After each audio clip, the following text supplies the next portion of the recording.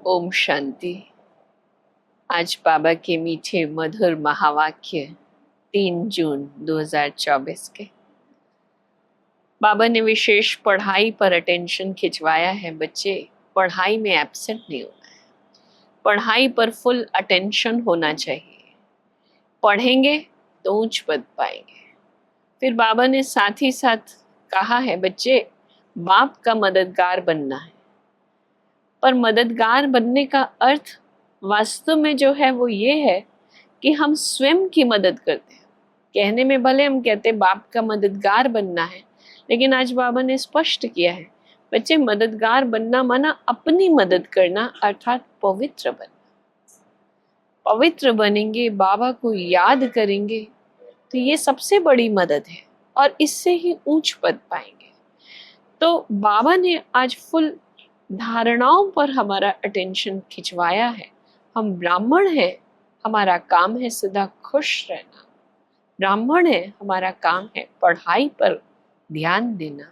हम बाबा के बच्चे सच्चे ब्राह्मण हैं, हमारा कार्य है पवित्र बनना और बनाना। तो सुनते हैं बाबा के मधुर महावाक्य। मीठे बच्चे, विश्व का मालिक बनाने वाले बाप को बड़ी रुचि से याद करो। कितना आज बाबा ने एक मीठा सा शब्द ऐड किया है, बड़ी रुचि से, अर्थात प्यार से याद करो। याद से ही तुम सतो प्रधान बनेंगे। प्रश्न है, किस एक बात पर पूरा ध्यान हो तो बुद्धि के कपाट खुल जाएंगे? कौन सी एक बात पर पूरा ध्यान हो तो बुद्धि के कपाट, बुद्धि अंदर तक खुल जाएगी? तो बाबा ने कहा है पढ़ाई पर। भगवान पढ़ाते हैं, इसलिए कभी भी पढ़ाई मिस नहीं करनी है। ये हमारे अंदर में रहे। हमें पढ़ाने वाला कौन? हमें भगवान मिला है, भगवान पढ़ाते हैं, इसलिए पढ़ाई कभी भी मिस नहीं करनी है। जहां तक जीना है, जहां तक जीना, जब तक जीना है, वहां तक अमृत पीना है। ये ज्ञान अमृत है, तो जब तक जीना है तब तक ये ज्ञान अमृत पीना है। पढ़ाई में अटेंशन देना है, एब्सेंट नहीं होना है। यहाँ वहां से भी ढूंढ कर मुरली जरूर पढ़नी है। ये हमारी कितनी गहरी रुचि हो पढ़ाई पर। तो बाबा ने कहा है कि समझो आज मेरे पास मुरली नहीं है, आज की तारीख की नहीं है, कोई भी मुरली जो पड़ी है, जो सामने दिखाई देती है, जो रखी हुई है, लेकिन उसको पढ़ना जरूर है। मुख्य बात है मुझे पढ़ना है। मुरली में रोज नई नई पॉइंट्स निकलती रहती, जिससे तुम्हारे कपाट, बुद्धि खुल जाएगी। शिव भगवानो वाच शालिग्रामो प्रति। ये तो सारे कल्प में एक ही बार होता है, ये भी तुम जानते हो और कोई भी जान ना सके। तुम बच्चे जानते हो कि स्थापना में विघ्न तो पड़ने ही है। इसको कहा जाता है ज्ञान यज्ञ। जैसे वो यज्ञ रचते हैं तो कहा जाता है उसमें विघ्न पड़ते ही है। जब भी यज्ञ रचा जाता है विघ्न आते हैं छोटे बड़े, लेकिन यज्ञ मेरा शांति से समाप्त हो, पूरा हो, इसका ध्यान रखा जाता है कि पूर्ण आहुति अच्छे से हो जाए। तो बाबा कहते हैं ये ज्ञान यज्ञ है, इसमें भी विघ्न तो आते हैं। बाप समझाते हैं इस पुरानी दुनिया में तुम जो कुछ देखते हो वह सब स्वाहा हो जाना है, फिर उससे ममत्व नहीं रखना चाहिए। जब सब कुछ स्वाहा हो जाना है तो मेरा ममत्व भी पुरानी दुनिया से, आकर्षणों से, मनुष्यों से नहीं होना चाहिए। शिव बाबा आकर पढ़ाते हैं नई दुनिया के लिए। ये है पुरुषोत्तम संगम युग, ये है विशियस और वाइसलेस का संगम। कलयुग विशियस दुनिया, सतयुग वाइसलेस दुनिया। तो बाबा कहते हैं ये बीच का समय कलयुग, अंत की ओर बढ़ रहा है और सतयुग आने वाला है। ये है बीच का समय, ये है पुरुषोत्तम संगम युग, ये है विशियस और वाइसलेस का संगम, जबकि चेंज होनी है। नई दुनिया को कहा जाता है वाइसलेस वर्ल्ड। आदि सनातन देवी देवता धर्म। बाबा रात दिन कहते रहते हैं, बच्चे तुमको गुह्य ते गुह्य बातें सुनाता हूँ। जहां तक बाप है, जब तक बाप है, पढ़ाई चलनी ही है, फिर पढ़ाई भी बंद हो जाएगी। तुम्हारे में भी नंबरवार है, जो फिर बाप दादा ही जानते हैं। पढ़ाने वाला वो सर्वोच्च टीचर वही जानता है कौन किस नंबर पे है। तो तुम्हारे में भी है तो सब नंबरवार, लेकिन जानता वो है। कितने गिरते हैं, कितनी तकलीफ होती है, ऐसे नहीं सदैव सब पवित्र रह सकते हैं। पवित्र नहीं रहते तो फिर सजाएं खानी पड़ती है। माला के दाने ही पास विद ऑनर्स होते हैं, फिर प्रजा भी बनती है। ये बहुत समझने की बातें हैं। तुम कहते हो फलाना मिला, उनको बहुत अच्छा समझाया, कोई नया आता है अच्छी पोजीशन वाला, तो हम कह देते बाबा फलाना आया था, मिला था, अच्छी सेवा कर सकते हैं, अच्छा समझाया उनको, वह सेवा में मदद कर सकते हैं। परंतु वह भी जब सन्मुख हो ना, जब आए सामने आए, समझो गवर्नर को तुम अच्छी तरह समझाते हो, परंतु वह थोड़ी किसको समझा सकेंगे, ज्ञान तो किसी को सुना नहीं सकेंगे। जिसको समझने का होगा वही समझेगा, दूसरे को थोड़े ही समझा सकेंगे।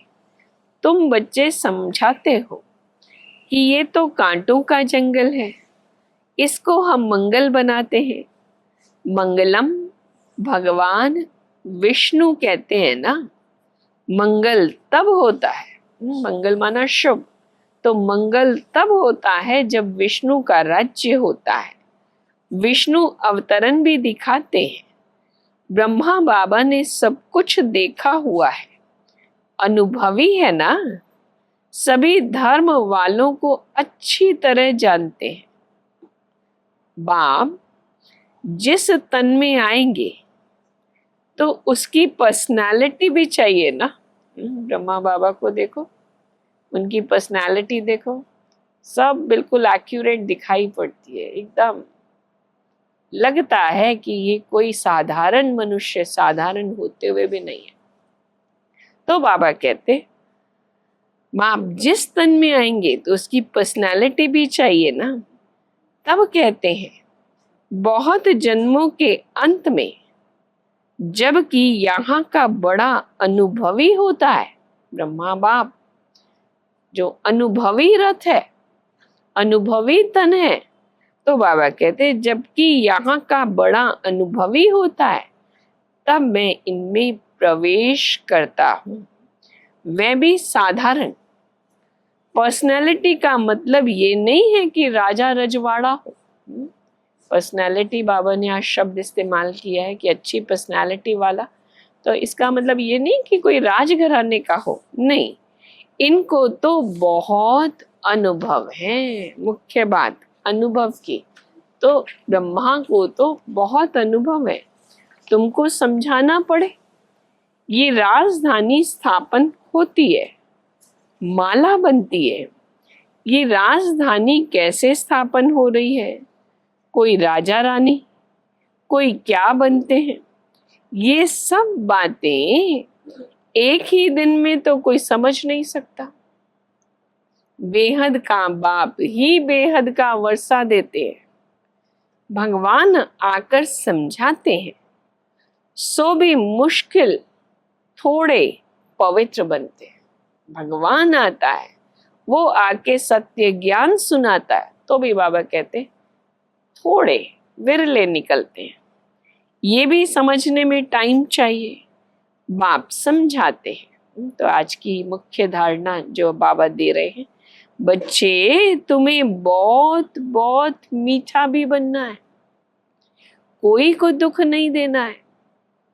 बाप आते ही हैं सबको सुख का रास्ता बताने। अब ये हमें पक्का करना है, भगवान आते हैं सबको सुख का रास्ता बताते हैं, तो मेरा काम भी है उसके कार्य में मददगार बनना। मैं भी सबको सुख का रास्ता बताऊं, दुख से छुड़ाने, सबको सुख का रास्ता बताने, दुख से छुड़ाने। तो फिर खुद किसको कैसे दुख देंगे? जो भी संबंधी आदि हैं उन सबसे ममत्व तोड़ देना है। घर में रहना है परंतु निमित्त मात्र। घर में रहते हैं, अब परिवारों के परिवार आते हैं, रहते तो अपने अपने घर में, तो बाबा कहते तो भी निमित्त मात्र। हमेशा रहे बुद्धि से कि हम यहाँ बाबा की सेवा के लिए।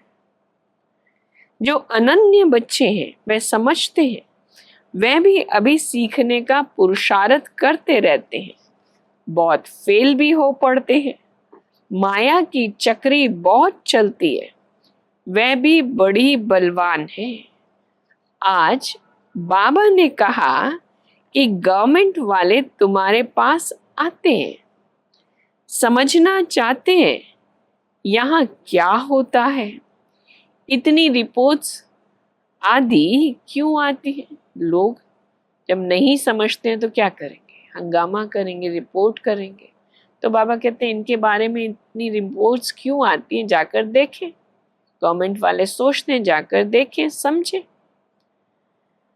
अब इन लोगों की तो बदली होती रहती है, फिर गवर्नमेंट ऑफिसर्स की तो बदली होती रहती है, तो फिर एक एक को समझाना पड़े, जो आए उसको बताना पड़ेगा, फिर जो आए उसको समझाना पड़े। फिर कहते हैं, फिर जब समझ के जाते हैं तो फिर कहते हैं ये तो बड़ी अच्छी संस्था है, राजधानी की स्थापना की बातें बड़ी गुह्य गोपनीय है। जो बच्चे बाप के मददगार बनते हो, अब ये हमें ध्यान देना है, जो बच्चे बाप के मददगार बनते हो वही ऊंच पद पाते हो। वास्तव में तो मदद अपने को ही करनी है। भले हम कहते हैं हम बाबा को मदद करते हैं, अपने को मदद करनी है। कौन सी? पवित्र बनना है। ये है श्रेष्ठ मदद, स्वयं की स्वयं को पवित्र बनना है। सतो प्रधान थे, फिर से बनना है जरूर। बाप को याद करना है, उठते बैठते चलते बाप को याद कर सकते हो। जो बाप हमको विश्व का मालिक बनाते हैं उनको बहुत रुचि से याद करना है, परंतु माया छोड़ती नहीं है। बाबा कहते हैं याद रुचि से करना है बाप को, परंतु फिर भी माया छोड़ती नहीं है। माया के विघ्न आते रहते हैं, अनेक प्रकार की किस्म किस्म की रिपोर्ट्स लिखते हैं। बाबा हमको माया के विकल्प बहुत आते हैं, बहुत अंदर में तूफान चलता है, उल्टे पुल्टे विकल्प आते हैं। बाप कहते हैं ये युद्ध का मैदान है, 5 विकारों पर जीत पानी है। काम, क्रोध, लोभ, मोह, अहंकार, इन पर जीत पानी है। बच्चे जानते हैं, हम स्टूडेंट्स पढ़ रहे हैं, भविष्य में फिर सूर्यवंशी राज्य में आएंगे, उसके लिए पुरुषार्थ भी अच्छी रीति करना है। सूर्यवंशी घराने में आने के लिए पुरुषार्थ भी अच्छी रीति करना है। सारा मार्क्स के ऊपर मदार है, पद कैसे मिलेगा? जो पुरुषार्थ किया होगा उस अनुसार मार्किंग होगी। ऐसा ही होता है ना स्कूलों में, जैसा पढ़ा होता है एग्जाम में लिखा होता है, फिर उस अनुसार मार्क्स आते हैं। तो बाबा भी कहते हैं मार्क्स जो हमने लिए होंगे उस अनुसार फिर भविष्य में पद मिलेगा। युद्ध के मैदान में फेल होने से चंद्रवंशी में चले जाते हैं। उन्होंने फिर युद्ध का नाम सुन तीर कमान आदि दे दिए हैं। क्या वहां बाहुबल की लड़ाई थी? राम को धनुष आदि दिखा दिया है, तो बाबा कहते हैं क्या वहां बाहुबल की लड़ाई थी जो तीर कमान आदि चलाए? ऐसी कोई बात है नहीं। शिव बाबा ही ज्ञान का सागर है जिनसे हम यह पद पाते हैं। अब बाप कहते हैं देह सहित देह के सभी संबंधों से ममत्व तोड़ना है। ये सब पुराना है, पुरानी दुनिया, सब पुरानी बातें हैं। ये पुराने रिश्ते नाते आकर्षण, इन सब से बुद्धि हटानी है। नई दुनिया गोल्डन एजेड भारत था, कितना नाम मशहूर था। प्राचीन योग कब किसने सिखाया ये किसको पता ही नहीं है। जब तक खुद ना आकर समझे, किसने समझाया किसने सिखाया किसको पता नहीं, और जब वो खुद आकर समझे तभी उसको समझ आए, मालूम पड़े। ये है नई चीज। बाबा कहते हैं अब ये अंतिम जन्म पवित्र रहने से फिर 21 जन्म तुमको कभी अपवित्र नहीं होना है। जो अच्छी रीति समझते हैं वे अपना अनुभव भी सुनाते हैं, कैसे हम आए, फिर हम कैसे हमने प्रतिज्ञा पवित्रता की। नए नए आते हैं तो वो अनुभव सुनाते हैं, हम कैसे बाबा के बने, कैसे हमने धारणाएं शुरू की अपनाई। बाबा ने कहा कि तुम हो स्टूडेंट्स, तुमको भगवान पढ़ाते हैं, भगवान के तुम स्टूडेंट्स। ऐसी ऊंचे ते ऊंची पढ़ाई एक दिन भी मिस नहीं करनी चाहिए। इतनी ऊंची सर्वोच्च पढ़ाई जिससे हम देवता बन जाते हैं, ऐसी पढ़ाई एक दिन भी मिस नहीं करनी चाहिए। एक दिन भी मुरली ना सुनी तो फिर एब्सेंट पड़ जाती है। जब तक जीना है अमृत पीना है, शिक्षा को धारण करना है। अपना घमंड नहीं होना चाहिए, अंदर में अपना अभिमान नहीं आना चाहिए। अरे भगवान बाप पढ़ाते हैं, उसमें तो एक दिन भी मिस नहीं होना चाहिए। आत्मा क्या है, परमात्मा क्या है, कैसे पाठ चलता है, इसे समझने में टाइम चाहिए।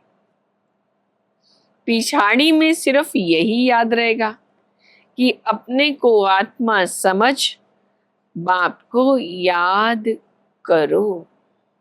इम्प्योर को बल जरूर कम मिलेगा, जो है ही अपवित्र उसको ताकत कैसे मिलेगी?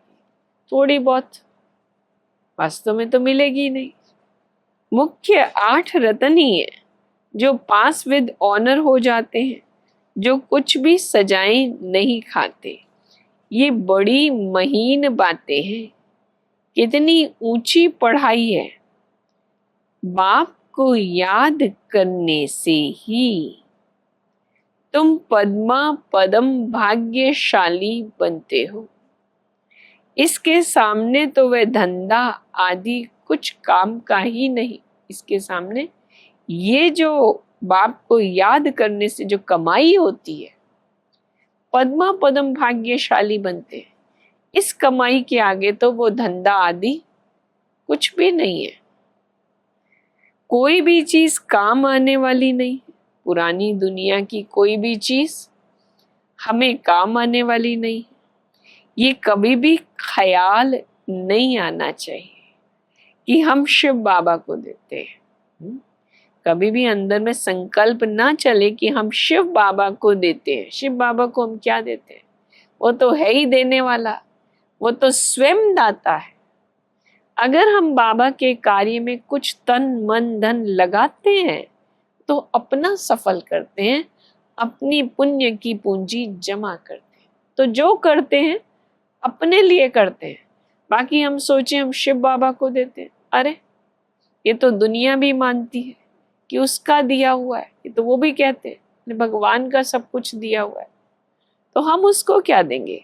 वो दाता है, हम लगाते हैं, अपना पुण्य कमाते हैं। तो बाबा कहते हैं ये कभी भी ख्याल नहीं आना चाहिए हम शिव बाबा को देते हैं। अरे तुम तो पद्मा पदम पति बनते हो, देते क्या हो, पाते क्या हो? देने का ख्याल आया तो ताकत कम हो जाती है। तो जो मैंने लगाया, तो जो मिलना चाहिए उसमें पहले ही खा लिया तो ताकत कम हो जाती है। भगवान तो दाता है ना, कौन है वो देने वाला स्वयं दाता है। वरदान, प्रसन्नता की रूहानी पर्सनालिटी द्वारा सर्व को अधिकारी बनाने वाले गायन और पूजन योग्य भव। प्रसन्नता की रूहानी पर्सनालिटी द्वारा सर्व को अधिकारी बनाने वाले गायन और पूजन योग्य भव। जो सर्व की संतुष्टता का सर्टिफिकेट लेते हैं वे सदा प्रसन्न रहते हैं और इसी प्रसन्नता की रूहानी पर्सनालिटी के कारण नामी ग्रामी अर्थात गायन और पूजन योग्य बन जाते हैं। आप शुभ चिंतक, प्रसन्न चित रहने वाली आत्माओं द्वारा जो सर्व को खुशी की, सहारे की, हिम्मत के पंखों की, उमंग उत्साह की प्राप्ति होती है। ये प्राप्ति किसको अधिकारी बना देती? कोई भक्त बन जाते। कौन कौन सी प्राप्ति? आप शुभ चिंतक प्रसन्नचित रहने वाली आत्माओं द्वारा, अब कौन सी प्राप्ति? जो सर्व को खुशी की, सहारे की, हिम्मत के पंखों की, उमंग उत्साह की प्राप्ति होती है। ये प्राप्ति किसी को तो अधिकारी बनाएगी, भगवान का वो बन जाता, वारिस बन जाता, और कोई भगत बन जाते। स्लोगन बहुत मीठा है, इसको तो आज अपने झोली में बस पकड़ कर रखना। बाप से वरदान प्राप्त करने का सहज साधन है दिल का स्नेह। ये तो है ना हमारा बाबा से, पूछो अपने से, दिल का स्नेह। और भरपूर दिल से, गहराई से हमारा बाबा के प्रति प्यार वो वरदानों का द्वार खोल देता है। बस एक ही काम करना है, बाबा से प्यार, मोहब्बत, उस मोहब्बत में समा जाओ।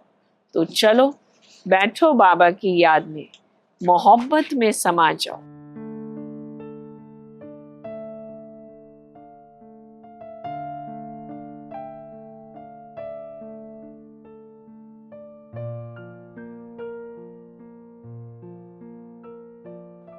ओम शांति।